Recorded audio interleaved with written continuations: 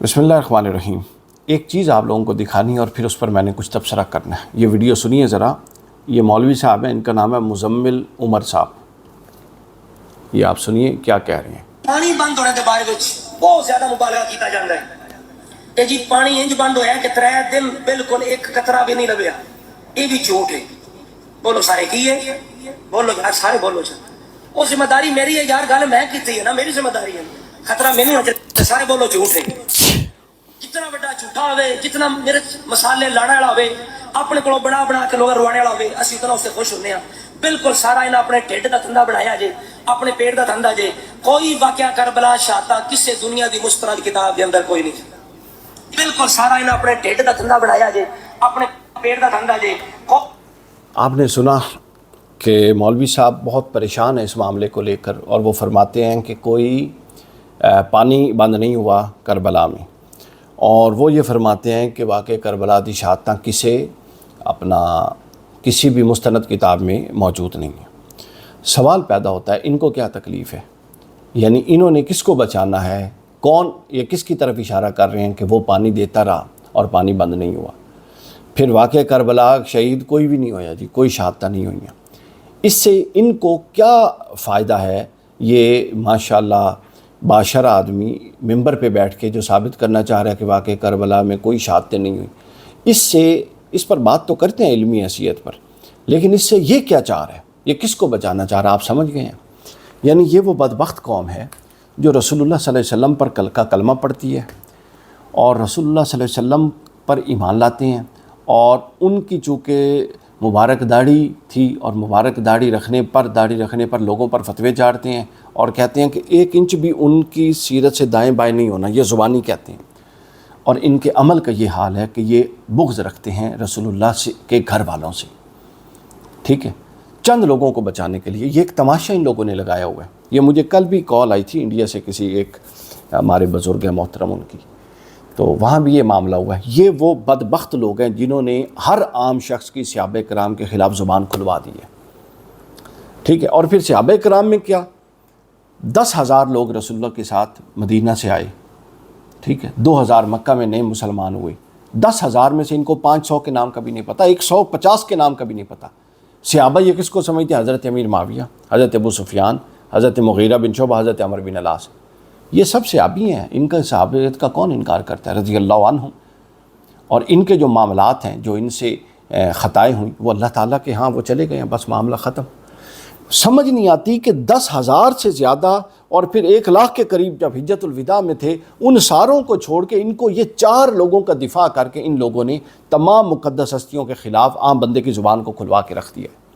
जब एक बाद शख्सियात मुतनाज़े हैं, ठीक है, और अहले सुन्नत का उनसे मुताल्लिक़ तवक्कुफ़ है और कफ़्फ़े लिसान है, तो क्या आपको ये 4 लोग सिर्फ नज़र आते हैं पूरे जहान में? अब इस हद तक ये लोग बदबख्ती का शिकार हो चुके हैं कि उन 4 अहबाब को, जिन पर अहले सुन्नत का पहले ही इत्तफ़ाक़ है कि वो सहाबी हैं और बतौर सहाबी ज़ाहिर है उनका वो मुकाम व मर्तबा है, और उन पर कफ़्फ़े लिसान है और उनके जो मामलात हैं वो अल्लाह और उसके रसूल के सुपुर्द हैं, बात ख़त्म हो गई। ये पता नहीं क्या निकालना चाहते हैं कि पानी बंद नहीं हुआ, शहादत नहीं हुई, कुछ भी नहीं हुआ। यानी ये लोग जिस तरफ ये चल पड़े हैं, ये तो अनकरीब अपना यजीद को मुकद्दम कर देंगे इमाम हुसैन से, हज़रत माविया को मुकद्दम कर देंगे मौला अली पर, चूँकि बराबर तो इन्होंने कर दिया है, अब आगे मुकद्दम कर देंगे। मालूम नहीं ये कौन सा दीन है, ये क्या करवाना चाहती हैं। इन्होंने तबाही मचा के रख दी है। उसकी बुनियाद पर, इनके इस अमल की बुनियाद पर अब क्या है, हज़रत अमीर माविया के सारे मामलात अब वो नदवी साहब इंडिया वाले वो हदीसें छेड़ के बैठे हुए हैं कि नहीं, जिसको बिल्कुल नहीं छेड़ना चाहिए, हम उसके हक़ में नहीं। हज़रत शेखुल इस्लाम का ये बिल्कुल तरीका नहीं है, हमारा ये बिल्कुल तरीका ही नहीं है। बस जब सहाबियत आ गई, अदब एहतराम आ गया, सब दरवाजे बाकी बंद। लेकिन जब आप इस तरह की खबास्तें करेंगे जैसा कि ये कह रहा था, तो फिर आप हर एक का हद एतदाल पर कायम रहना मुमकिन नहीं रहता। फिर लोग बाकी चीज़ें निकालेंगे, उससे अदब के बंद टूटेंगे, उससे ज़ुबान तान दराज होगी। फिर आप क्या सोचेंगे? यानी आप लोग अपनी जहालत, अपनी तंग नज़री और अपने तास्सुब की वजह से उम्मत को तोड़ चुके हैं। अहले सुन्नत के अंदर यजीदी और हुसैनी सुन्नी बना चुके हैं। मालूम नहीं आपने क्या हासिल करना है। जब मामला आता है आपको अहले बैत के मुतालिक कोई ना कोई ऐसा बयान आप लोग दे देते हैं। یعنی اور جو لوگ یہ سمجھتے ہیں کہ یہ صحابہ کرام کا دفاع ہے وہ بھی سن لیں، یہ کوئی صحابہ کرام کا دفاع نہیں.